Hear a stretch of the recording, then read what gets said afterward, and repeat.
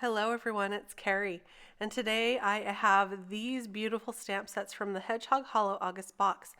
And these little stamps right here that are little dots, I thought would make for some really great backgrounds. So we're going to create 3 different backgrounds and 3 different cards today just using these small stamps for the background of the card.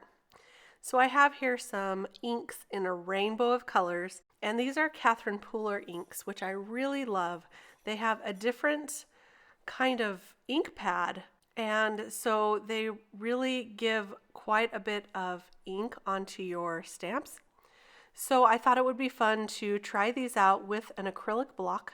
I'm actually going to be collecting a few more of these, but look, I do have all these rainbow of colors, so I'm pretty happy. So I'm just stamping this in a rainbow of colors, kind of in a line here. And I have a couple of the stamps on one side of this block and then another stamp on the other, and I'm just alternating between these stamps.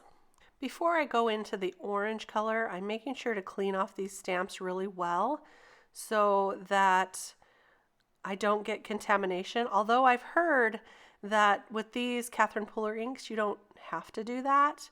But this is habit for me, and so I just did. I should try it without doing that.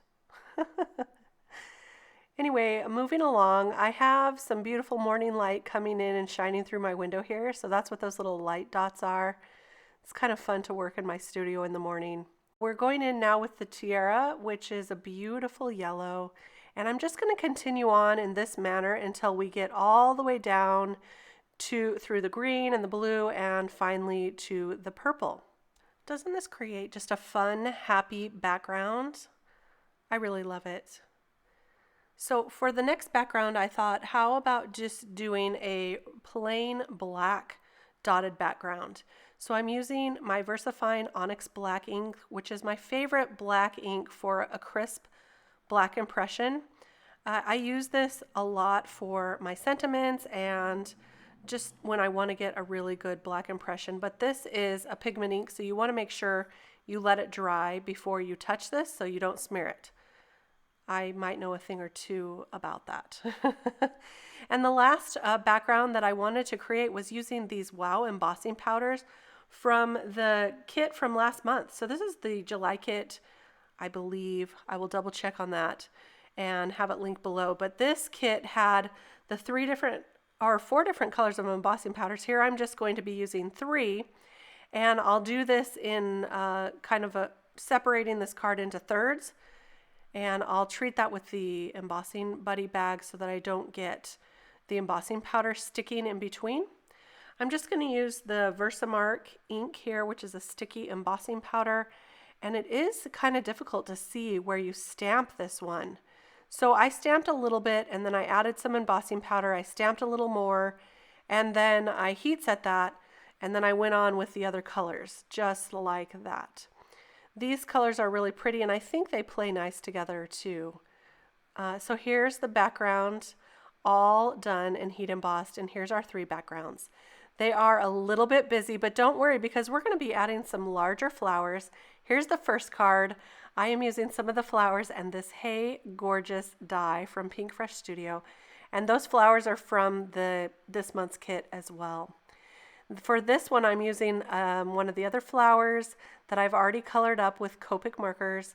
And I'm going to be adding a large strip of black cardstock here. I took 2 of the sentiments from the kit.